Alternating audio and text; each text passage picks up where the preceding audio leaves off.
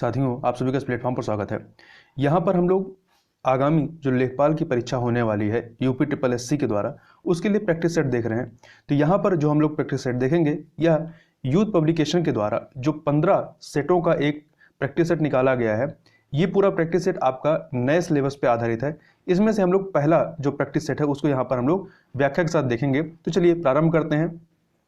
इसमें पहला प्रश्न है हिंदी का। सबसे पहले हिंदी का पोर्शन है। तो पहला प्रश्न है, धीरे धीरे में कौन सा समास है? तो इसमें देखिए अव्ययी भाव समास है। कौन सा समास है? अव्ययी भाव समास है। और अव्ययी भाव समास में क्या होता है? जिस समास का प्रथम पद प्रधान हो, अव्यय भी हो तथा दूसरा पद संज्ञा हो, उसे अव्ययी भाव समास कहते हैं। इसका एक उदाहरण है प्रत्येक। ठीक है, आगे चलते हैं। धनुर्वाण में किस तरह का समास है? धनुर्वाण में आपका द्वंद्व समास है। क्या है? द्वंद्व समास है। क्यों? क्योंकि देखिए द्वंद्व समास में क्या होता है? जिसके दोनों पद प्रधान हो और दोनों पद संज्ञा अथवा विशेषण हो, वह द्वंद्व समास होता है। और इसमें इसका विग्रह करने के लिए दो पदों के बीच और अथवा या जैसे योजक अव्यय लिखा जाता है। एक और उदाहरण आप ले सकते हैं, जैसे राम लक्ष्मणो, राम और लक्ष्मण हो जाएगा। आगे चलते हैं। इनमें शत्रु का पर्यायवाची कौन सा नहीं है? तो देखिए अहि जो है, अहि शत्रु का पर्यायवाची नहीं बल्कि अहि सांप का पर्यायवाची, जबकि अरि, रिपु, बैरी ये सभी शत्रु के पर्याय हैं। आगे चलते हैं। कौन सा शब्द इंद्र का पर्यायवाची नहीं है? तो देखिए इसमें गणाधिप जो है ये इंद्र का पर्यायवाची नहीं, जबकि पुरंदर, शक्र, मधवा ये इंद्र के पर्यायवाची हैं। अगला है स्पृश्य का विलोम क्या होगा? अस्पृश्य हो जाएगा। क्या हो जाएगा? अस्पृश्य हो जाएगा। तो एक सेकेंड, इसमें आपका डी ऑप्शन जो है ये सही हो जाएगा। आगे चलते हैं। ध्वंस शब्द का विलोम क्या होगा? ध्वंस का विलोम निर्माण हो जाएगा, बी ऑप्शन। निम्नलिखित में से कौन सा शब्द तत्सम नहीं है? कौन सा शब्द तत्सम नहीं है? तो इसमें कूची जो है ये तत्सम नहीं है बल्कि तद्भव है। इसका तत्सम क्या होता है? कुर्चिका होता है। जबकि अन्य कपाट, कीटक, कुंभकार ये क्या है? तत्सम है। आगे चलते हैं। लवण का तद्भव क्या होगा? लवण का तद्भव नोन हो जाएगा। दो या दो से अधिक अत्यंत समीपस्थ वर्णों के मेल से जो परिवर्तन होता है वो क्या कहलाता है? वो संधि कहलाता है। क्या कहलाता है? संधि कहलाता है। संघार का सही संधि विच्छेद क्या होगा? तो संघार का सही संधि विच्छेद शम प्लस हार हो जाएगा, समहार। ठीक है, और यह व्यंजन संधि का उदाहरण है। संघार जिसका मतलब होता है संपूर्ण विनाश। अगला है, गुरु के समीप रहकर शिक्षा ग्रहण करने वाले के लिए एक शब्द क्या होगा? अंतेवासी। उच्च कुल में पैदा व्यक्ति को क्या कहते हैं? उच्च कुल में पैदा व्यक्ति को कुलीन कहते हैं। ठीक है, आगे चलते हैं क्वेश्चन नंबर 13 पर। अंधे के हाथ बटेर लगना कहावत का आशय क्या है? किसी अयोग्य व्यक्ति को महत्वपूर्ण वस्तु प्राप्त हो जाना, बी ऑप्शन आपका सही हो जाएगा। आगे चलते हैं। गांठ का पूरा मुहावरे का अभिप्राय क्या है? गांठ का पूरा मुहावरे का अभिप्राय मालदार होता है। अगला है, निम्न से शुद्ध वाक्य चुनिए। तो इसमें बी ऑप्शन देखिए, ओह नहीं, सी ऑप्शन, छी कितना घृणित दृश्य है। तो सी ऑप्शन इसका आपका सही हो जाएगा। जबकि अन्य वाक्यों में संबोधन का त्रुटिपूर्ण प्रयोग किया गया है। आगे चलते हैं। शब्दानुक्रम में सही वाक्य कौन सा है?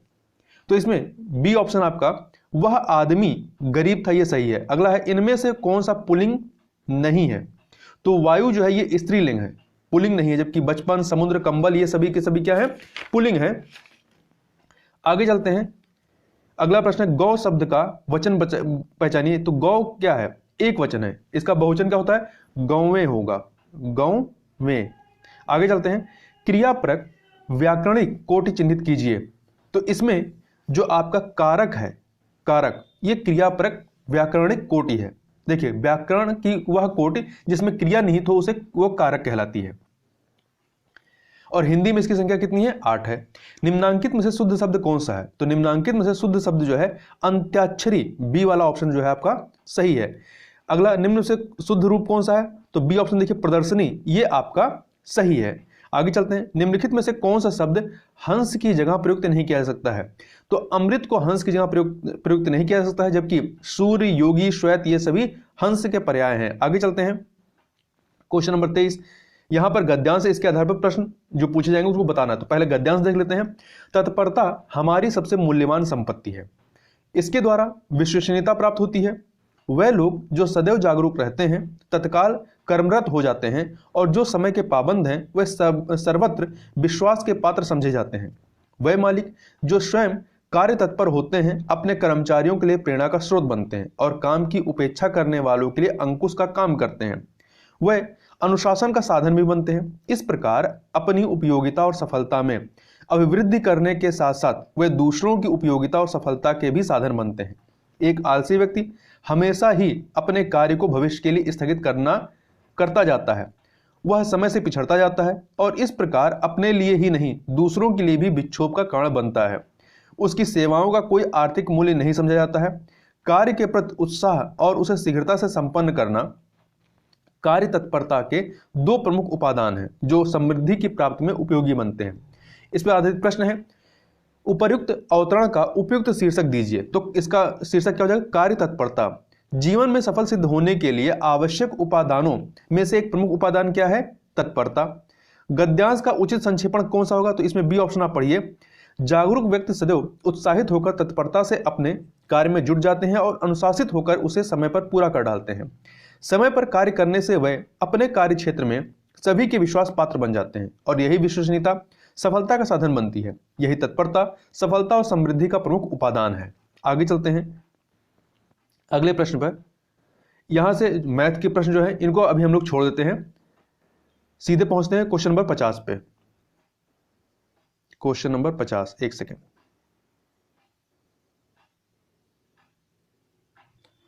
हड़प्पा सभ्यता के एक स्थल लोथल की खुदाई किसके नेतृत्व में की गई थी? तो एस.आर. राव, रंगनाथ राव के नेतृत्व में की गई थी। अगला है, निम्न से किस शासक की मृत्यु उसके पुस्तकालय की सीढ़ियों से गिरकर हुई थी? तो हुमायूं की हुई थी। किसकी हुई थी? हुमायूं की जो है मृत्यु 1556 में होती है, उसके दीन पनाह भवन में स्थित पुस्तकालय की सीढ़ियों से गिर करके। चंद्रशेखर आजाद मुठभेड़ में कहां शहीद हुए थे? तो इलाहाबाद के अल्फ्रेड पार्क में 27 फरवरी 1931 को। आगे देखते हैं, निम्नलिखित में से द इंडिपेंडेंट समाचार पत्र या पत्रिका के संस्थापक कौन थे? मोतीलाल नेहरू। मोतीलाल नेहरू थे। इन्होंने 9 फरवरी 1919 को इलाहाबाद से इसका प्रकाशन प्रारंभ किया था, लेकिन अंग्रेजों के दमन के कारण 2 साल बाद इसे बंद करना पड़ा। भारतीय स्वतंत्रता आंदोलन के दौरान 1932 में ग्रेट ब्रिटेन के किस प्रधानमंत्री ने सांप्रदायिक पुरस्कार की घोषणा की थी? जेम्स रैमसे मैकडोनाल्ड ने। और ये जो है 1929 से लेकर 1935 तक यूके के प्रधानमंत्री थे। भारत का सबसे ऊंचा बांध कौन सा है? तो टिहरी बांध जो है भारत का सबसे ऊंचा बांध है और विश्व का 8वां सबसे ऊंचा बांध है, जो कि उत्तराखंड के भागीरथी नदी पर स्थित है। आगे चलते हैं क्वेश्चन नंबर 57। जोजिला दर्रा जो है किसे जोड़ता है? तो ये लेह और श्रीनगर को जोड़ता है। किसे जोड़ता है? लेह और श्रीनगर को जोड़ने का कार्य करता है। देखिए, जोजिला दर्रे पर NH1D नेशनल हाईवे 1D बना है जो लेह और श्रीनगर को जोड़ता है। इनमें से कौन सी नदी भारत में पश्चिम दिशा में नहीं बहती? तो देखिए, नर्मदा, साबरमती, लूनी ये पश्चिम में बहती हैं और जाकर के अरब की खाड़ी में गिरती हैं, जबकि कृष्णा नदी जो है, कृष्णा नदी ये आपका पश्चिमी घाट के महाबलेश्वर पर्वत से निकलती है और दक्षिण पूर्व बहती हुई बंगाल खाड़ी में जाकर के गिर जाती है। तो डी ऑप्शन सही हो जाएगा। अगला है, भारत की 3 महत्वपूर्ण नदियों का स्रोत हिमालय स्थित मानसरोवर झील के निकट है। बताइए वह कौन सी नदियां हैं? तो ब्रह्मपुत्र, सतलज और सिंधु नदियों का स्रोत जो है हिमालय के मानसरोवर झील के निकट से है।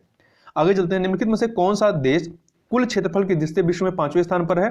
तो ब्राजील है। पहले पे आपका रूस है, दूसरे पे कनाडा है, तीसरे पे चीन है, चौथे पे संयुक्त राज्य अमेरिका और 5वें पे ब्राजील है। और भारत जो है आपका 7वें नंबर पे है। भारत का संविधान सभा द्वारा 26 नवंबर 1949 को अपनाया गया था और 26 जनवरी 1950 को लागू हुआ था पूरी तरीके से। आगे देखते हैं, कौन सी अनुसूची के तहत अनुसूचित क्षेत्रों और अनुसूचित जनजातियों के प्रशासन और नियंत्रण के लिए प्रावधान किए गए हैं? तो 5वीं अनुसूची में किए गए, 5वीं में किए गए हैं और 6वीं में भी किए गए। देखिए, 6वीं में कुछ स्पेसिफिक राज्यों असम, मेघालय, त्रिपुरा तथा मिजोरम की जनजातियों के संबंध में अलग से उपबंध किया गया है। आगे देखते हैं, इनमें से कौन सा भारत में बैंकिंग क्षेत्र में महत्वपूर्ण सुधारों में से एक नहीं है? तो देखिए, वर्धित SLR ये नहीं है। SLR मतलब सांविधिक तरलता अनुपात। तो देखिए, यदि SLR में वृद्धि होगी तो उससे क्या होगा? बैंकों के पास पूंजी की कमी होगी, जिससे ब्याज दर बढ़ जाती है, जिससे निवेश, जब ब्याज दर बढ़ेगी तो निवेश क्या होगा? प्रभावित होगा। केंद्र सरकार के विकास व्यय में शामिल नहीं है। तो रक्षा व्यय जो है ये विकास व्यय में शामिल नहीं होता है। आगे चलते हैं, बिजली के करंट का SI यूनिट क्या है? तो एम्पियर है। क्या है? एम्पियर है। जबकि वाट शक्ति का है बोल्ट विद्युत विभव विभवांतर या विद्युत वाहक बल का है। कैंडेला दीप्त तीव्रता या ज्योति तीव्रता इनका है। जंग लगने पर लोहे का भार क्या होता है, बढ़ जाता है। ठीक है, लोहे पर जो जंग लगता है, उस जो फेरिक ऑक्साइड की परत जो चढ़ जाती है उसे ही लोहे पर जंग लगना कहते हैं। फेरिक ऑक्साइड Fe2O3 होता है, Fe2O3। आगे चलते हैं। निम्नलिखित में से कौन सा हार्मोन पीयूष ग्रंथि से स्त्रावित नहीं होता है? तो सेक्रेटिन जो है ये आपका एक आतीय हार्मोन है जो कि ड्यूडेनम के एस सेल से स्त्रावित होता है, जबकि प्रोलैक्टिन, ऑक्सीटोसिन, वेसोप्रेसिन जो है ये पीयूष ग्रंथि से स्त्रावित होते हैं। निम्नलिखित में से कौन सा जीवाणुजनित रोग नहीं है? तो कुष्ठ रोग। कौन सा जीवाणुजनित रोग है? तो कुष्ठ रोग जो है ये जीवाणुजनित है। ये माइक्रोबैक्टीरियम लेप्री नामक जीवाणु से फैलता है और एक संक्रामक रोग है, जबकि एड्स वायरस से फैलता है, मलेरिया परजीवी से होता है। अगला देखते हैं, बिडाल परीक्षण किसके लिए किया जाता है? तो ये टाइफाइड के लिए किया जाता है। किसके लिए होता है? टाइफाइड के लिए होता है। आगे देखते हैं, उत्तर प्रदेश में कौन से शहर को चर्मोद्योग की राजधानी के रूप में माना जाता है? तो कानपुर को माना जाता है। इसे पूर्व का मैनचेस्टर भी कहते हैं और यह उत्तर प्रदेश की औद्योगिक राजधानी भी है। आगे सुमेलित करना है। देखिए आपका पशु मेला, पशु मेला जो है बटेश्वर 3 से मिला दीजिए। ध्रुपद मेला, ध्रुपद मेला जो है ये वाराणसी। गोविंद साहब मेला अंबेडकर नगर। माघ मेला इलाहाबाद। इस प्रकार से 3, 4, 2, 1 ए ऑप्शन आपका सही हो जाएगा। सितंबर 2021 में किसके द्वारा national single window system launch किया गया? तो पीयूष गोयल जी के द्वारा इसको लॉन्च किया गया। देखिए ये केंद्रीय वाणिज्य और उद्योग मंत्री हैं। ये जो आपका नेशनल सिंगल विंडो सिस्टम है यह एक एकल खिड़की पोर्टल है जो सरकार से आवश्यक अनुमोदन तथा निवेशकों के लिए वन स्टॉप शॉप के रूप में कार्य करता है। इस पोर्टल को इन्वेस्ट इंडिया तथा उद्योग और आंतरिक व्यापार संवर्धन विभाग द्वारा संयुक्त रूप से विकसित किया गया है। आगे चलते हैं क्वेश्चन नंबर 73 पर। वर्ष 2021 में 20 से 26 सितंबर के मध्य वाणिज्य मंत्रालय के द्वारा कौन सा सप्ताह मनाया गया?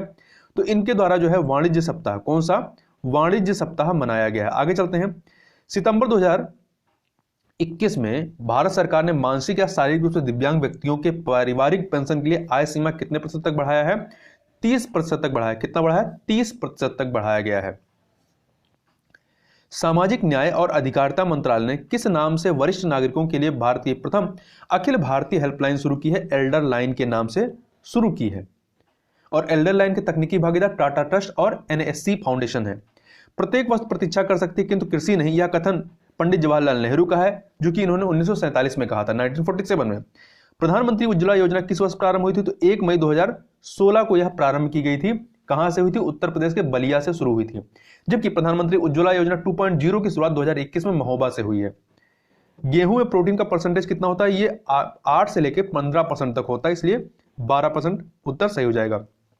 इसमें कार्बोहाइड्रेट 65 से 70% होता है, वसा 1.5% होता है, खनिज 2% होता है।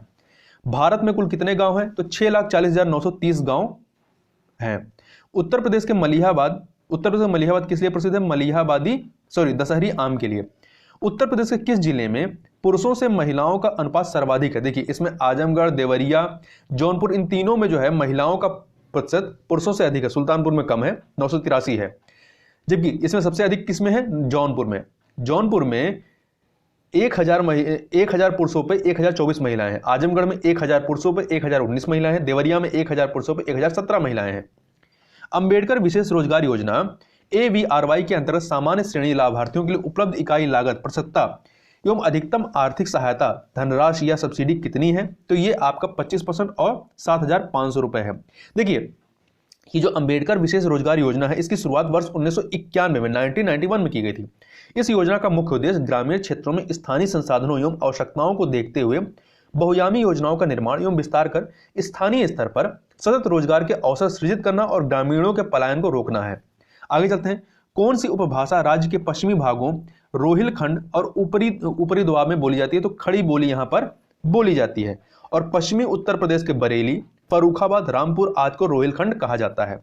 आगे चलते हैं, क्वेश्चन नंबर अगला है, NREGP का पूर्ण रूप क्या है? तो इसका पूरा नाम है राष्ट्रीय ग्रामीण रोजगार गारंटी कार्यक्रम, जिसे हम लोग मनरेगा के नाम से जानते हैं। देखिए इस योजना का शुभारंभ जो है तत्कालीन प्रधानमंत्री डॉक्टर मनमोहन सिंह ने 2 फरवरी 2006 को आंध्र प्रदेश के अनंतपुर जिले के बंदापल्ली गांव से किया था। फिर इसके बाद इसको पहले पायलट प्रोजेक्ट के रूप में 200 जिलों में शुरू किया गया था। फिर 1 अप्रैल 2008 से इसका विस्तार पूरे देश में किया गया और वर्ष 2009 में इसका नाम बदल करके महात्मा गांधी राष्ट्रीय ग्रामीण रोजगार गारंटी अधिनियम अर्थात मनरेगा कर दिया गया। एक कृषि खेत के मापन की सर्वोत्तम विधि क्या होगी? जरीब द्वारा। ठीक है, जरीब द्वारा होगी। यह जरीब जो है 55 गज होता है, एक जरीब 55 गज होता है और जरीब के वर्ग को एक बीघा कहते हैं। जिस समिति की संस्तुति पर देश में पंचायती राज को लागू किया गया उसके अध्यक्ष कौन थे? बलवंत राय मेहता।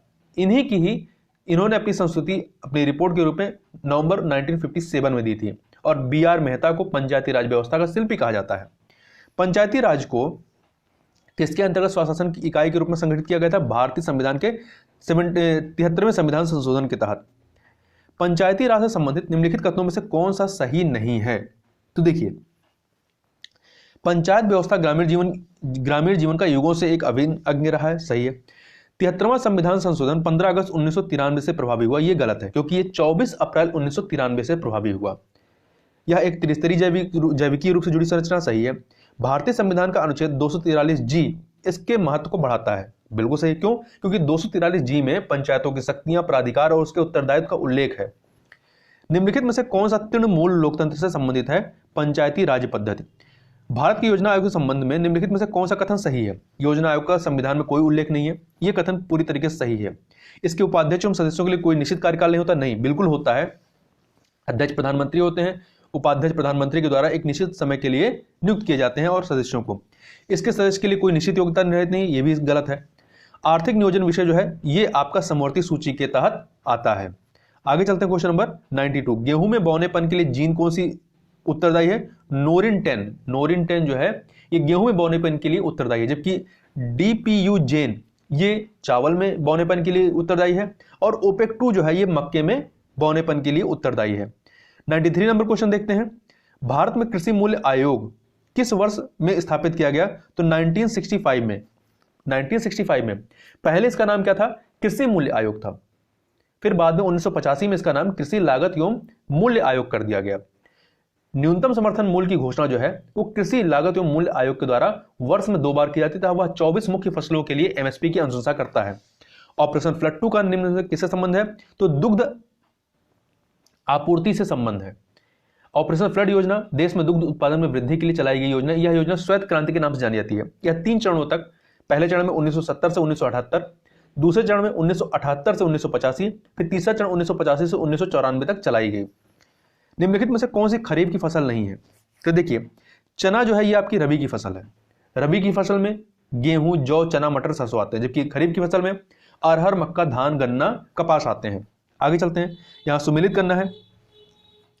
तो देखिए, सर्व शिक्षा अभियान जो है आपका 2001 का है, 3 से मिला दीजिए। साक्षर भारत मिशन 2009 का है, 4 से मिला दीजिए। ऑपरेशन ब्लैक बोर्ड 1987 का है, 1 से मिला दीजिए।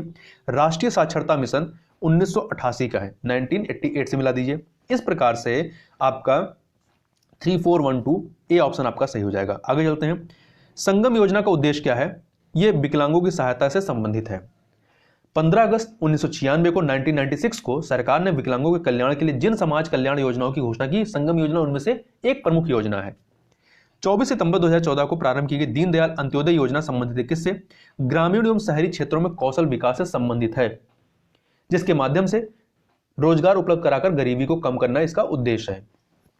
उत्तर प्रदेश सरकार द्वारा समाजवादी पेंशन योजना कब प्रारंभ की गई थी?